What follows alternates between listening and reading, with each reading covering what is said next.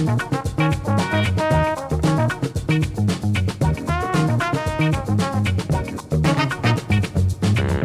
my name is Curtis Harrell. I'm a financial advisor here with Advantage Retirement Group, and today we're going to be talking about market volatility. We meet with clients all day and they keep saying, Kurt, I can't handle these large swings, either up or down. They call me and say, hey, my accounts, I just can't handle it right now. Kurt, what can we do to really smooth out the ride?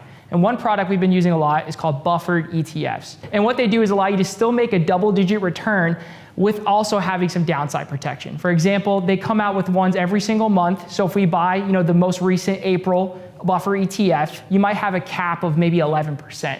Meaning if the S&P 500 from 2025 April to 2026 April goes up, say 20% during that time period, you still can make 12% your cap. And on the downside, you have a 20% buffer protection, meaning that if the S&P 500 from that April until the next April goes down, say 25%, you'd only be down about 5%.